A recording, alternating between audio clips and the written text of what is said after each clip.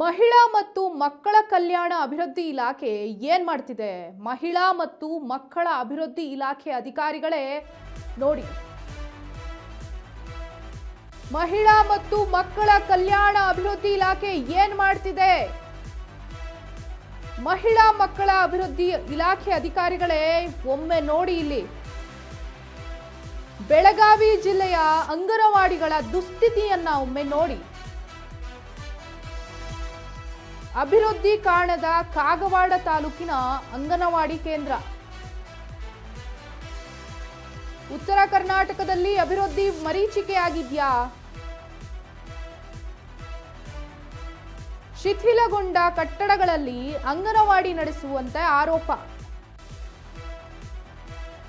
ಪುಟ್ಟ ಮಕ್ಕಳ ಜೀವದ ಜೊತೆ ಯಾಕೆ ಚೆಲ್ಲಾಟ ಆಡೋದು ಅಂತ.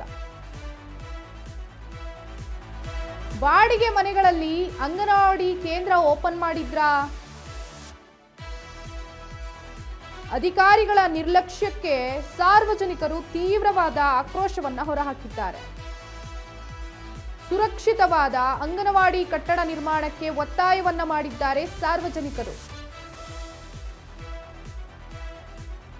ಬೆಳಗಾವಿ ಜಿಲ್ಲೆಯಲ್ಲಿ ಅಂಗನವಾಡಿ ಕೇಂದ್ರದ ದುಸ್ಥಿತಿ ನೋಡಿ, ಹೇಗಿದೆ ನೋಡಿ ದೃಶ್ಯದಲ್ಲಿ.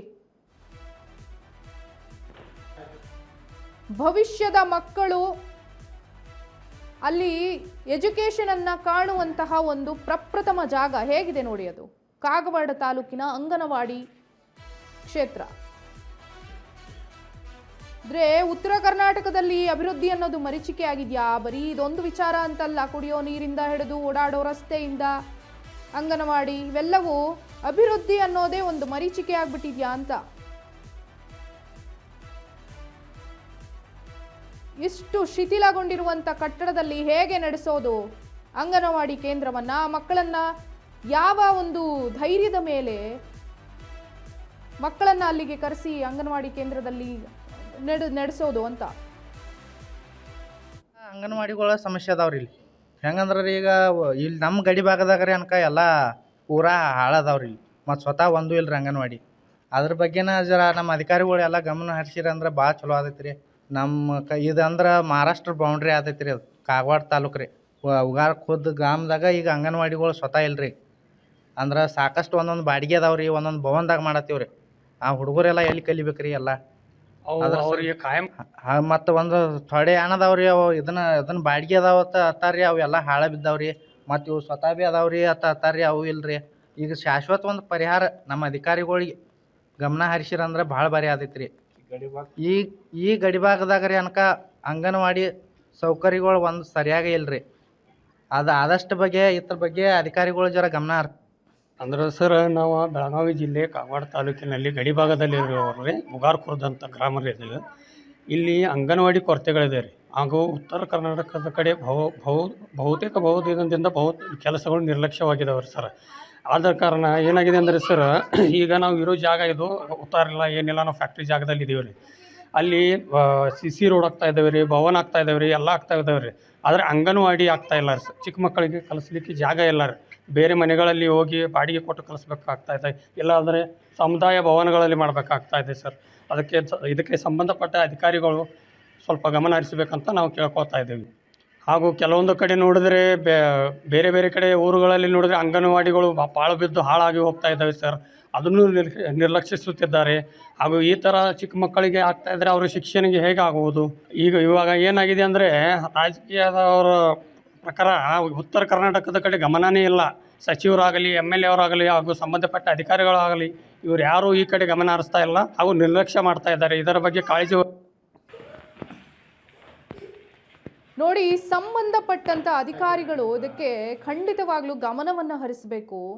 ಯಾಕಂದ್ರೆ ಅಂಗನವಾಡಿ ಅನ್ನೋದು ದೇಶದ ಮಕ್ಕಳಿಗೆ ಪ್ರಪ್ರಥಮ ಹೆಜ್ಜೆ. ಅದು ಅಲ್ಲಿಯೇ ಈ ರೀತಿಯಾದಂಥ ದುರ್ವ್ಯವಸ್ಥೆಯನ್ನ ನೀವು ತೋರಿಸ್ಬಿಟ್ರೆ ಮಕ್ಕಳಿಗೆ ನಮ್ಮ ಸಮಾಜದ ಮೇಲೆ, ನಮ್ಮ ವ್ಯವಸ್ಥೆಯ ಮೇಲೆ ಹೇಗೆ ಗೌರವ ಬರೋದಕ್ಕೆ ಸಾಧ್ಯ, ಅಥವಾ ಅವರ ಬೆಳವಣಿಗೆ ಹೇಗೆ ಉತ್ತಮ ರೀತಿಯಲ್ಲಿ ಆಗೋದಕ್ಕೆ ಸಾಧ್ಯ ಅಂತ. ಅಧಿಕಾರಿಗಳು ದಯವಿಟ್ಟು ಇದನ್ನ ಗಂಭೀರವಾಗಿ ತೆಗೆದುಕೊಂಡು ಅಲ್ಲಿ ಒಂದು ಅಂಗನವಾಡಿ ಕೇಂದ್ರವನ್ನ ಸ್ಥಾಪನೆ ಮಾಡಿಕೊಡ್ಬೇಕು. ಯಾಕಂದ್ರೆ ಬಾಡಿಗೆ ಮನೆಯಲ್ಲಿ ಅಂಗನವಾಡಿ ನಡೆಸೋದು ಅಂದ್ರೆ ಏನರ್ಥ?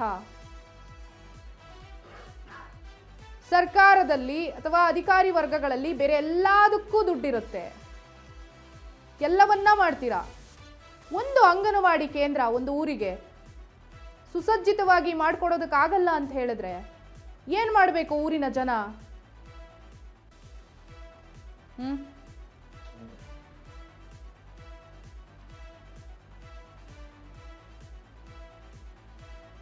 ಮಹಿಳಾ ಮತ್ತು ಮಕ್ಕಳ ಕಲ್ಯಾಣ ಅಭಿವೃದ್ಧಿ ಇಲಾಖೆ, ಮಹಿಳಾ ಮತ್ತು ಮಕ್ಕಳ ಕಲ್ಯಾಣ ಅಭಿವೃದ್ಧಿಯಲ್ಲಿ ಇನ್ನೂ ಸಚಿವರನ್ನೇ ನೇಮಕ ಮಾಡಿಲ್ಲ. ಆದರೂ ಅಲ್ಲಿಗೆ ಸಂಬಂಧಪಟ್ಟಂತ ಅಧಿಕಾರಿಗಳು ಅಥವಾ ನಮ್ಮ ಮಾನ್ಯ ಮುಖ್ಯಮಂತ್ರಿಗಳು ಇದನ್ನೆಲ್ಲ ದಯವಿಟ್ಟು ಗಮನ ಹರಿಸಬೇಕು. ಅಲ್ಲಿ ದುಸ್ಥಿತಿ ನೋಡಿದ್ರೆ ನಮಗೆ ಬೇಜಾರಾಗತ್ತೆ. ಮಕ್ಕಳು ಪಾಪ ಬೆಳೆಯುವಂಥ ಹಂತದಲ್ಲಿ ಅವರಿಗೆ ಉತ್ತಮವಾಗಿರುವಂಥ ಸೌಲಭ್ಯ ಸಿಗಬೇಕಲ್ವಾ? ಉತ್ತರ ಕರ್ನಾಟಕ ಭಾಗದಲ್ಲಿ ಈ ಹಿಂದೆನೂ ಕೂಡ ಸಾಕ್ಷರತೆಯ ಪ್ರಮಾಣ ಕಡಿಮೆನೇ ಇದೆ. ಯಾಕೆ? ಅಲ್ಲಿ ಸರಿಯಾದ ವ್ಯವಸ್ಥೆ ಇಲ್ಲದೆ ಇರೋದೇ ಕಾರಣ. ಸರಿಯಾದ ವ್ಯವಸ್ಥೆಯನ್ನು ಮಾಡಿಕೊಟ್ರೆ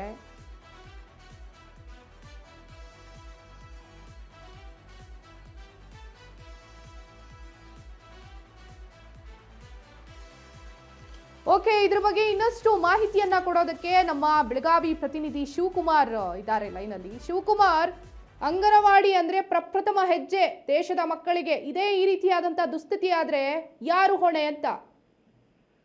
ಈಗಾಗಲೇ ನೋಡ್ತಿರಬಹುದು, ಬೆಳಗಾವಿ ಜಿಲ್ಲೆ ಒಂದು ಸಾಕಷ್ಟು ಅಂಗನವಾಡಿ ಕೇಂದ್ರಗಳು ಒಂದು ಶಿಥಿಲಾವಸ್ಥೆ ಆಗಲಿ, ಏನಾದ್ರೂ ಒಂದು ಬಾಡಿಗೆಗಳಲ್ಲಿ ನಡೆಸ್ತಾ ಇರುವಂತದ್ದು, ಇನ್ನೊಂದು ಕೂಡ ಭವನಗಳಲ್ಲಿ ನಡೆಸಿರುವಂತದ್ದು ನಮಗೆ ಕಂಡು ಬರ್ತಾ ಇದೆ. ಯಾಕಂದ್ರೆ ಮಕ್ಕಳು ಒಂದು ಜೀವ ಒಂದು ಕೈಲಿ ಹಿಡ್ಕೊಂಡು ಒಂದು ಶಾಲೆಗೆ ಒಂದು ವ್ಯವಸ್ಥೆ ಆಗ್ತಾ ಇದೆ. ಇಲ್ಲಿ ಸಂಬಂಧಪಟ್ಟ ಗಡಿ ಭಾಗದಾಗಲಿ, ಈ ಕರ್ನಾಟಕ ಮಹಾರಾಷ್ಟ್ರ ಗಡಿ ಭಾಗದಲ್ಲಿ ಸಾಕಷ್ಟು ಒಂದು ಅಧಿಕಾರಿಗಳಾಗಲಿ ಮತ್ತು ಈ ಸ್ಥಳೀಯ ಶಾಸಕರಾಗಲಿ ಒಂದು ಏನಂದ್ರೆ ಒಂದು ಯಾವುದೇ ಕೂಡ ಈ ಕಡೆ ನೋಡುವಂತ ವ್ಯವಸ್ಥೆನೇ ಇಲ್ಲ. ಉತ್ತರ ಕನ್ನಡ ಸಾಕಷ್ಟು ಒಂದು ಈಗ ಕೆಲಸಗಳು ಆಗಬೇಕಾಗುತ್ತೆ. ಯಾವುದೇ ಕೂಡ ಅಂಗನವಾಡಿಗಳಲ್ಲಿ ಶಾಲೆಗಳಲ್ಲಿ ಒಂದು ದುಸ್ಥಿತಿ ಅಂತ ನೋಡಬಹುದು. ಈ ರೀತಿ ಕಾಣ್ತಾ ಇದೆ ಹೇಳ್ಬೋದು. ಓಕೆ, ಈಗ ಬಾಡಿಗೆ ಮನೆಗಳಲ್ಲಿ ನಡೆಸ್ತಿದ್ದಾರಾ ಅಲ್ಲಿ ಅಂಗನವಾಡಿಯನ್ನ? ಹೌದು, ಬಹುತೇಕ ಒಂದು ಏನಂದ್ರೆ ಗ್ರಾಮದಲ್ಲಿ ಎರಡು ಮೂರು ಅಂಗನವಾಡಿಗಳನ್ನು ಏನು ಅಂದ್ರೆ ಇಲ್ಲಿ ಒಂದು ಬಾಡಿಗೆಯಲ್ಲಿ ನಡೆಸ್ತಾ ಇದ್ದಾರೆ. ಸಾಕಷ್ಟು ಒಂದು ಏನಂದ್ರೆ ಇಲ್ಲಿ ಭವನಗಳಲ್ಲಿ ನಡೆಸ್ತಾ ಇದ್ದಾರೆ. ಇನ್ನೊಂದು ಕೂಡ ನೋಡ್ತಾ ಇದ್ರೆ ಶಿಥಿಲಾವಸ್ಥೆ ಇರುವಂತಹ ಅಂಗನವಾಡಿಗಳು ಕೂಡ ಇಲ್ಲಿ ಕಂಡು ಬರ್ತವೆ. ಇಲ್ಲಿ ಸಾಕಷ್ಟು ಒಂದು ಅಧಿಕಾರಿಗಳು ನಿರ್ಲಕ್ಷ್ಯ ಅಂತ ಹೇಳ್ಬೋದು ಇಲ್ಲಿ. ಓಕೆ, ಅಧಿಕಾರಿಗಳು ಏನು ಕ್ರಮ ತೆಗೆದುಕೊಂಡಿಲ್ವಾ? ಇದಕ್ಕೆ ಸಂಬಂಧಪಟ್ಟಂತ ಅಧಿಕಾರಿಗಳು ಅಲ್ಲಿಗೆ ಯಾರು ಬಂದು ನೋಡೂ ಇಲ್ವಾ? ಅಲ್ಲಿ ಪರಿಸ್ಥಿತಿ ಯಾರಿಗೂ ಗೊತ್ತಿಲ್ವಾ, ಅರಿವಿಲ್ವಾ ಅವರಿಗೆ ಅಂತ, ಅವ್ರ ಗಮನಕ್ಕೆ ಬಂದಿಲ್ವಾ ಅಂತ? ಈಗಾಗಲೇ ನೋಡ್ತಿರ್ಬೋದು, ಗಮನ ಅವ್ರಿಗೆ ಇವತ್ತು ಏನು ಬೆಳಗ್ಗೆ ಇದ್ರ ಬಗ್ಗೆ ಮಾಹಿತಿ ಕೇಳಿದ್ರೆ ಮಾಹಿತಿ ಕೂಡ ಹೇಳ್ತಾ ಇದ್ದಾರೆ. ನಾವು ಬಾಡಿಗೆಯಿಂದ ನಡೆಸ್ತಿದ್ದೀವಿ, ಒಂದಷ್ಟು ಭವನಗಳಿದ್ದಾವೆ ಅವರೇ ಹೇಳ್ತಾ ಇದ್ದಾರೆ. ಸ್ವತಃ ಈಗಾಗಲೇ ಒಂದಷ್ಟು ಶಿಥಿಲಾವಸ್ಥೆಯಲ್ಲಿ ಅವರೇ ಸಹ ಹೇಳ್ತಾ ಇದ್ದಾರೆ. ಏನಾದ್ರೂ ನಾವು ಭೇಟಿ ಕೊಡ್ಬೇಕಾದ್ರೆ ಇನ್ನೊಂದು 2 ದಿನಗಳಲ್ಲಿ ಬಂದು ಭೇಟಿ ಕೊಡ್ತಂತ ಹೇಳ್ತಾ ಇದ್ದಾರೆ. ಓಕೆ ಶಿವಕುಮಾರ್, ಧನ್ಯವಾದ ತಮ್ಮೆಲ್ಲ ಮಾಹಿತಿಗಾಗಿ. ನೋಡಿ, ದಯಮಾಡಿ ಅಲ್ಲಿ ಯಾರು ಸಂಬಂಧಪಟ್ಟಂತ ಅಧಿಕಾರಿಗಳಿದ್ದೀರಾ ದಯವಿಟ್ಟು ಅಲ್ಲಿಗೊಮ್ಮೆ ಹೋಗಿ